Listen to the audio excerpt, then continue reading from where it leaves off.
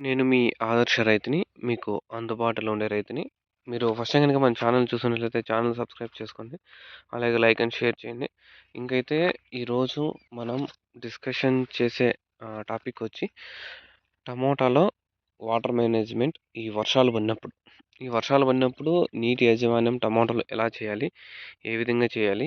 ఏమి అని మీకు ఎనర్జీ ఫ్లవర్ ప్లస్ కావాలనుకుంటే ఆహ్, స్క్రీన్ మీద ఉన్న నెంబర్‌కి అయితే కాల్ చేయండి. డిస్క్రిప్షన్‌లో నెంబర్ ఉంటుంది. దానికి కాల్ చేయండి. వాట్సాప్ గ్రూప్ కూడా డిస్క్రిప్షన్‌లో అయితే ఉంది. దాంట్లో కూడా అయితే జాయిన్ కావండి. హ్మ్. ఎనర్జీ ఫ్లవర్ ప్లస్ వాడితే చూడు సైడ్ కొమ్మలు పూత అనేది ఈ విధంగా అయితే వస్తుంది. ఇది మనకైతే చెట్టు లోపల చూసుకోవచ్చు. ఇది మళ్ళా మనకి చిగురుకాయలే. చిగురుకాయ కూడా అనేది ఫాస్ట్‌గానే వచ్చేస్తుంది. మామూలు కాయ కంటే చిగురుకాయ అనేది కొంచెం స్పీడ్‌గా వచ్చేస్తుంది.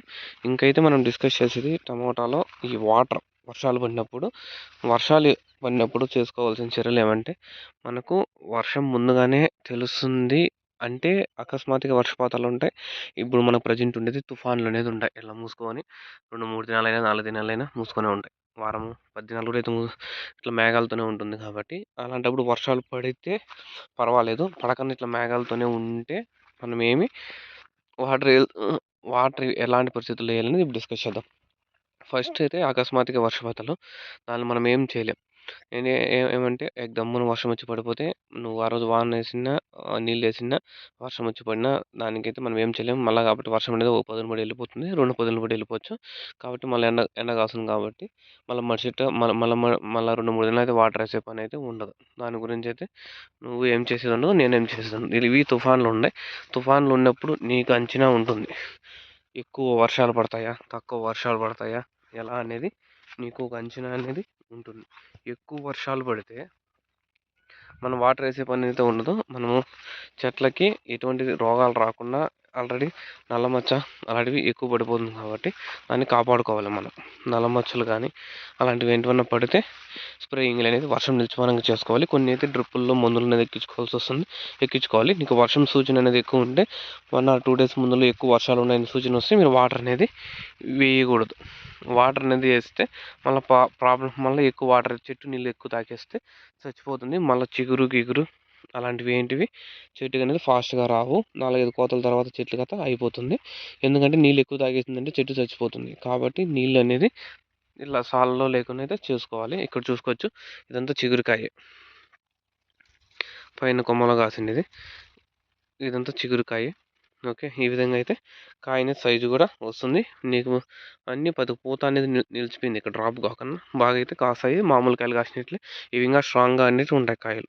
ఇంగా ఇంగా ఈ వర్షానికొస్తే మెయిన్ ఏమంటే వర్షం పడినప్పుడు తుఫాను ఇట్లాంటివి వచ్చినప్పుడు నీకు వర్షాలు ఎక్కువ సూచనలు ఉంటే 2 నెలల ముందు స్టాప్ చేసేయాలి. ఎందుకంటే చెట్లకు మళ్ళా ఈ 2 దినాలు భూమిలో ఉండే తేమ అంతా ఆరిపోతుంది. భూమిలో ఉండే తేమ అంతా ఆరిపోతే ఏమవుతుంది? భూమిలో ఉండే తేమ అంతా ఆరిపోతే మళ్ళీ వర్షం పడినప్పుడు కొంచెం నీళ్ళనేది భూమి తాగుతుంది. రిమైనింగ్ నీళ్ళనేటివి మనం తీసేసాం కాబట్టి వెళ్ళిపోతాయి. అలా కాకుండా నువ్వు నీళ్ళు వేసేసావనుకో వర్షం వచ్చి పడిందనుకో ఆల్రెడీ భూమి అంతా తేమ ఉంటుంది. చలికాలంలో భూమి నీళ్ళు అనేది బీడ్చదు. ఎండాకాలం అన్న అయితే బీరుస్తుంది. చలికాలం అనేది చెట్టు అనేది బీడ్చదు. భూమి అనేది బీడ్చదు. అలాంటప్పుడు నీళ్ళు అనేది చెట్టు ఎక్కువ తాగేస్తుంది, చచ్చిపోతుంది. కాబట్టి దాని నుంచి కాపాడుకునేకి 2, 3 దినాలు అయితే ముందే స్టాప్ చేయాల్సి వస్తుంది. ఇంగా మళ్ళా 5-10 మినిట్స్ మాత్రం ఒక బిందెకి 2 బిందెలంతా డ్రిప్పుల్లో ఏంటివన్నా హీట్‌గా వచ్చేటివి ఏంటివన్నా అయితే వదులుకోండి.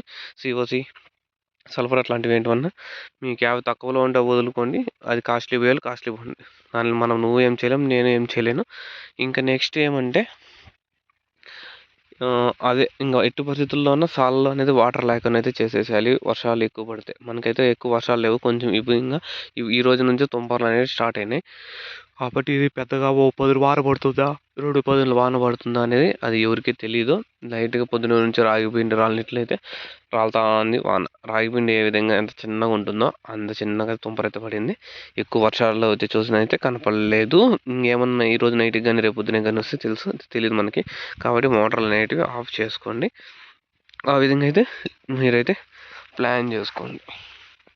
అది ఇంకా మనకి ఇదే ఎనర్జీ ప్రాబ్లమ్స్ కావాల్సినోళ్ళైతే ఫోన్ చేయండి.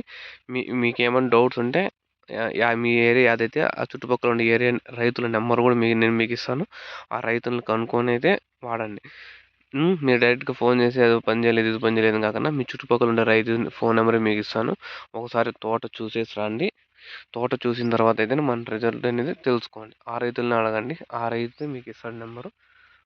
ఆ రైతు నెంబర్ నేను మీకు ఇస్తాను. ఆ రైతు తోట చూసేసి రండి. ఆ రైతు వాడినాడో లేదో కూడా కనుక్కోండి.